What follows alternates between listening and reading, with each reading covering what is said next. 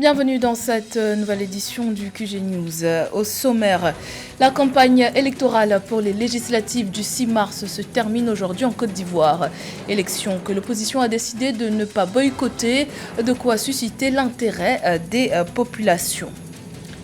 Le Botswana redevient la juridiction minière la plus attractive en Afrique. C'est ce qui ressort du classement 2020 du Fraser Institute. Le pays doit cette progression à une meilleure perception de sa réglementation par les acteurs du secteur. Et puis, le flux monétaire engendré par les exportations du bétail en 2020 se chiffre à plus de 91 milliards de francs CFA au Mali. Des chiffres que le pays compte améliorer grâce au ProDevim, un programme pour la valorisation du bétail malien. Mais tout d'abord, l'opposante béninoise Rekia Madougou, candidate recalée du parti Les Démocrates à la présidentielle du 11 avril, a été arrêtée ce mercredi 3 mars par la police républicaine. Rekia Madougou a été interpellée à la sortie d'un meeting politique par les forces de l'ordre en exécution d'un mandat d'amener de la Cour de répression des infractions économiques et du terrorisme. Aucune déclaration officielle sur les raisons de son arrestation n'a encore été émise par le gouvernement, mais selon son avocat, maître Renaud Agbodjo, elle serait poursuivie pour association de malfaiteurs et terrorisme. Samedi 6 mars, les électeurs ivoiriens iront aux urnes pour élire leurs députés. La campagne électorale qui a débuté le 26 février dernier s'achève aujourd'hui pour ce scrutin législatif auquel l'opposition a décidé de prendre part après avoir boycotté l'élection présidentielle du 31 octobre 2020. Il va sans dire que la ferveur dans les deux camps est palpable sur le terrain. Reportage de notre correspondant Oliva Diakota. En Côte d'Ivoire, contrairement à la présidentielle de 2020, les législatives du 6 mars 2021 suscitent un engouement chez les partisans du pouvoir comme de l'opposition à Abidjan. Que ce soit à Yopougon, fief des pro-Gbagbo, ou à Abobo, acquis au parti au pouvoir RHDP, les populations montrent un intérêt pour ces élections. On les retrouve aux différentes activités comme les meetings, caravanes et bien d'autres. Bon, la campagne se déroule très bien, je vis ça tranquille. Il y a de l'ambiance, on s'amuse. Donc, il n'y a rien à dire. Nous sommes heureux de rentrer dans la campagne législative. Voilà, pour nous sortir nos représentants à l'hémicycle qui vont dépendre la voix de surtout nos parents. La ferveur des législatives est aussi effective dans les contrées reculées du pays. Dans ce village, par exemple, la campagne a l'allure festive. Les enfants, les jeunes, les adultes et même les personnes du troisième âge sont au rendez-vous. Ici, tous saluent la maturité politique des candidats de leur zone. Ils n'ont jamais agressé quelqu'un, ils n'ont jamais dit que lui là, c'est pas un bon type pour qu'il soit candidat. Non, chacun parle de son projet, mais ils n'ont jamais attaqué leurs adversaires.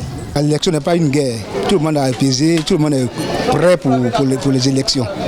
Il n'y a plus de peur. Ouverte le 26 février, la campagne électorale pour les législatives du 6 mars prend fin le 4 mars 2021. 255 députés sollicitent dans ce sens les suffrages de 7,5 millions d'électeurs.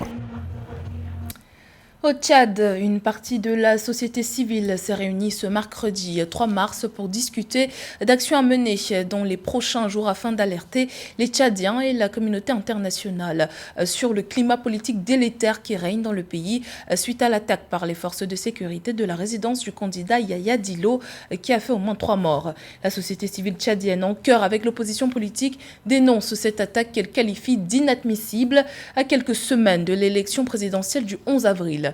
Le porte-parole du collectif Stop, ça suffit, qui réunit une quinzaine d'associations, a notamment qualifié le silence de la communauté internationale face à ces violences de très décevant. Malgré la crise économique accentuée par la pandémie de coronavirus, le gouvernement tunisien a continué à embaucher du personnel dans la fonction publique. Résultat des courses, une masse salariale qui a atteint 17,6% du PIB. Certes, 40% des nouvelles embauches effectuées par l'État en 2020 étaient destinées au secteur de la santé, mais cette situation n'arrange plus les finances publiques. Samantha Sabero. Selon un document publié par le Fonds monétaire international sur la situation économique de la Tunisie, la masse salariale de la fonction publique a atteint 17,6% du produit intérieur brut.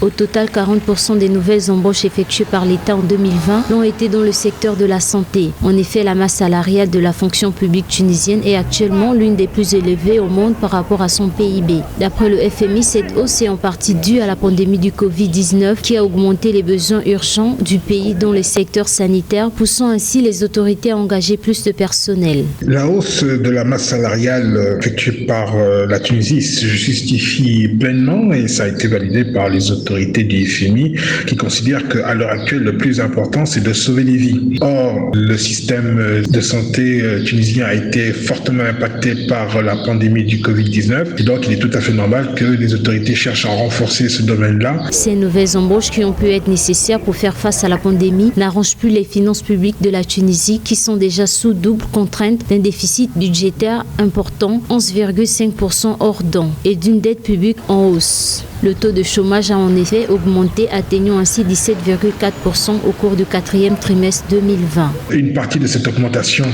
de la masse salariale a été aussi accompagnée par une diminution d'un certain nombre d'investissements et de subventions qui étaient accordées par l'État.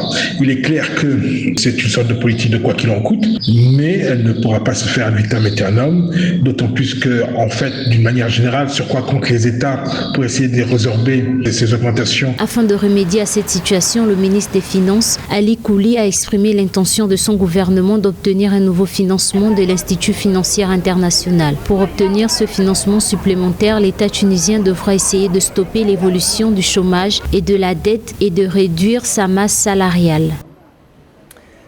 Le Botswana reprend sa première place sur le classement des juridictions minières les plus attractives en Afrique de l'Institut Fraser. Selon ce classement, le Botswana est en tête sur le continent, aussi bien au niveau des politiques minières que du potentiel minéral. Le premier producteur africain de diamants retrouve une place qu'il avait perdue en 2019 au profit de la Guinée. Plus de détails avec Philomentine.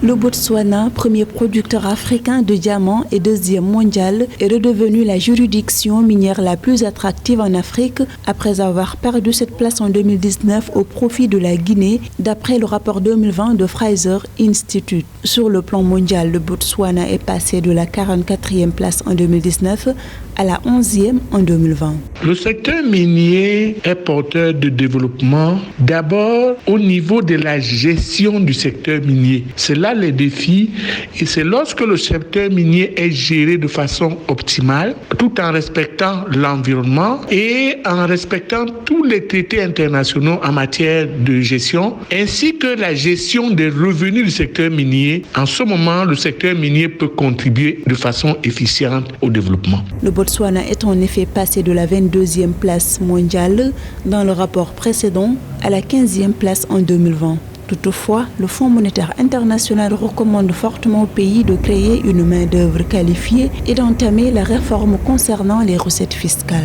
Le Botswana a démontré au courant des années précédentes une optimisation et une maîtrise de la gestion du secteur minier. Mais au-delà de ça, le Botswana doit avoir une idée de développement et de diversification des autres secteurs. C'est-à-dire, le Botswana doit avoir un plan B. Le plan B, à mon avis, c'est le plan A, c'est-à-dire le plan agricole. Le plan B du Botswana serait de diversifier ses ressources à l'exportation au niveau du secteur agricole ou d'utiliser le secteur minier pour optimiser le secteur agricole. Le Botswana est souvent plébiscité pour sa gestion rigoureuse de ses recettes minières. L'économie du pays est largement dépendante du secteur minier avec environ 20% du produit intérieur brut en moyenne. Quel bilan faire du PASA, le projet d'appui au secteur agricole togolais lancé en 2011? L'initiative arrivée à terme en 2020 semble avoir eu les effets escomptés. Selon les chiffres officiels, une augmentation de plus de 35% du revenu des producteurs du secteur agricole sur cette période a été observée. Ameneji. Le projet d'appui au secteur agricole lancé en 2011 au Togo avec le soutien de la Banque mondiale est arrivé à terme en 2020. Ayant touché près de 300 000 acteurs agricoles selon les chiffres officiels, il a donné un coup de pouce aux principales filières d'exportation que sont le café, le cacao et le coton, boostant le volume de production de 10 843 tonnes en 2011 à 213 165 tonnes en 2020. Lorsqu'on prend spécifiquement le cas du coton, il y a eu de véritables soucis s'agissant de la gouvernance de ce secteur et aussi des soucis par rapport au niveau de prix international puisque le Togo reste relativement un petit pays et qui ne peut pas influencer le niveau de prix mondial. Les actions de structuration et de financement menées par le programme ont permis de faire passer la production de cacao de 6 126 tonnes en 2011 à 14 264 tonnes en 2020. Outre ces performances enregistrées, la qualité des productions a connu une nette amélioration. Les acteurs ont bénéficié de formations et de renforcement de capacités, ce qui a abouti à une augmentation de plus de 35% du revenu des producteurs. Les appuis que le gouvernement togolais a eu de part avec les institutions internationales, notamment la Banque mondiale, ont permis quand même de relancer ces filières-là et les résultats les plus probants concernent évidemment la filière de coton et qui reste quand même une filière qui contribue beaucoup aux exportations du pays. Après l'exécution du projet d'appui au secteur agricole, les perspectives pour les différents acteurs se concentrent désormais sur la promotion de la transformation locale pour le café et le cacao et sur une production quantitative et qualitative pour le coton. Également, dans l'actualité, le Rwanda est devenu ce mercredi 3 mars le premier pays africain à recevoir le vaccin Pfizer-BioNTech contre le coronavirus avec la livraison d'environ 100 000 doses. Le pays de 12 millions d'habitants avait reçu plus tôt ce mercredi 240 000 doses du vaccin AstraZeneca, une première livraison dans le cadre de l'initiative COVAX, le dispositif qui vise à fournir des doses du vaccin anti-Covid aux pays à faible revenu. Au Mali, le PRODEVIM, le programme de développement de la viande à l'exportation, nécessite quelques améliorations. Si les exportations de bétail représentent 21,19% du montant total des exportations du pays en 2020, le Mali reste confronté à la problématique de la qualité des produits à l'export. Les précisions avec Ameneji. Au Mali, le programme de développement de la viande à l'exportation révèle que le flux monétaire engendré par les exports du bétail se chiffre à plus de 91 milliards de francs CFA, représentant 21,19% du montant total des exportations du pays. Les autorités veulent à long terme assurer le développement de l'exportation, améliorer les revenus des producteurs en vue d'accroître la valeur ajoutée de cette filière à l'économie nationale. Le Mali est l'un des plus grands exportateurs de viande en Afrique de l'Ouest. Le montant estimé d'exportation de viande s'élève à quasiment 91 milliards de francs CFA. Donc c'est vraiment un secteur assez stratégique en sachant que 20% des exportations maliennes sont des exportations de viande. Donc je pense que c'est un secteur à ne pas négliger pour l'économie du Mali. Le sous-secteur de l'élevage à lui seul représente une source de revenus pour plus de 30% de la population. En 2018, le montant des exportations d'animaux vivants a été estimé à 139 milliards de francs CFA. Malgré ce potentiel, la production de viande est confrontée à l'éternelle problématique de la qualité. En matière de qualité, je pense que le Mali doit mieux faire et essayer de mettre en place un élevage qui puisse prendre en considération les bêtes et mettre en place des structures afin de mieux protéger les bêtes, de s'occuper de leur état de santé et de pouvoir conserver les animaux et les vendre dans de bonnes conditions. Je pense que c'est la solution afin que le Mali puisse obtenir en tout cas un élevage encore plus efficace et améliorer son système. En matière de production et d'industrie animale, le Mali est classé au premier rang dans l'espace UEMOA et au deuxième rang dans l'espace CEDEAO après le Nigeria, d'où l'existence d'une potentielle transformation du bétail en viande. C'était le journal de la rédaction. Merci pour votre fidélité. Dans un instant, une nouvelle édition de l'actualité sur Africa 24.